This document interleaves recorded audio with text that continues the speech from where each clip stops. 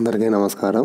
మదగజ రాజా విశాల్ నటించిన latest movie Sundar C direction లో వచ్చిన మూవీ. ఇది దాదాపుగా 12 సంవత్సరాల క్రితం రిలీజ్ అవ్వాల్సిన మూవీ కొన్ని కారణాల వల్ల రిలీజ్ అవ్వలేదు. జనవరి 31 రిలీజ్ అవుతుంది. ఈ సినిమా తమిళ్లో జనవరి 12న విడుదలైంది. తమిళ్లో విడుదలై కొంచెం మంచి వసూలుని సాధించింది. ఈ సినిమా కథ ఏంటంటే, చిన్నప్పటి ముగ్గురు ఫ్రెండ్స్ ఒక పెళ్లిలో కలుసుకుంటారు. ఈ పెళ్లిలో కొన్ని ప్రాబ్లమ్స్ వస్తాయి. ఆ ప్రాబ్లమ్స్ ని ఎలా సాల్వ్ చేశారనేది ఈ కథ. కాకపోతే ఈ సినిమాలో కథ అనేది పెద్దగా లేదు. ఓవరాల్ గా కామెడీగా ఉంది. ఫస్ట్ హాఫ్ లో సంతానం యొక్క కామెడీ ఒక 10 నిమిషాలు చాలా హైలైట్ గా ఉంటుంది. తర్వాత క్లైమాక్స్ ముందు కూడా సంతానం ఉంది. 10-15 నిమిషాలు comedy, out and out comedy. Total గా కామెడీ ఎంటర్టైనర్ అని చెప్పొచ్చు. సినిమా విశాల్ మీద ఎక్స్పెక్టేషన్ తో మూవీకి పోతే ఖచ్చితంగా డిసప్పాయింట్మెంట్ చూస్తుంది. ఎటువంటి ఎక్స్పెక్టేషన్ లేకుండా మూవీ చూస్తే నవ్వుకొని రావచ్చు. అంతేగాని బాగా ఎక్స్పెక్టేషన్ పెట్టుకుని మూవీకి వెళ్తే మాత్రం ఖచ్చితంగా డిసప్పాయింట్మెంట్ అవుతారు. ఇక సుందర్ సి ప్రీవియస్ గా అన్ని హర్రర్ మూవీస్ చేశారు. ఈ movie out and out comedy.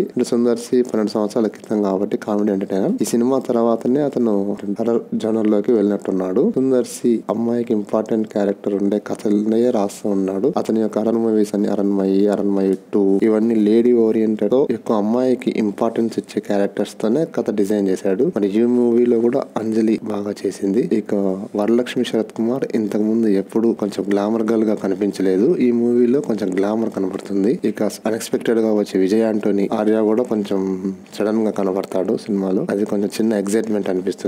Overall గా మూవీ అయితే కామెడీ ఎంటర్టైనర్. ఆశించిన స్థాయిలో మీరు ఎక్స్పెక్ట్ చేసిన స్థాయిలో ఉండకపోవచ్చు. ఎటువంటి ఎక్స్ప్రెషన్ లేకపోతే మాత్రం కొంచెం హాయిగా నమ్ముకొని వస్తారు. సంతానం హోల్ అండ్ సోల్ గా చేసిన మూవీ. సంతానం లేకపోతే మూవీనే లేదు అన్నట్లుగా ఉంటుంది మూవీ. అంటే కామెడీ అంత బాగా పండించాడు సంతానం. కలెక్షన్లు అయితే చాలా డల్ గానే ఉన్నాయి. మరి రేపు ఎల్లుండిలో ఏమన్నా పెరుగుతాయేమో చూడొచ్చు. టోటల్ గా ఫ్యామిలీ మొత్తం కొంచెం సేపు నమ్ముకొని రావచ్చు మూవీ. అది తప్ప సినిమాలో గొప్పగా చెప్పుకునేంతగా ఏం లేదు. Thanks for watching.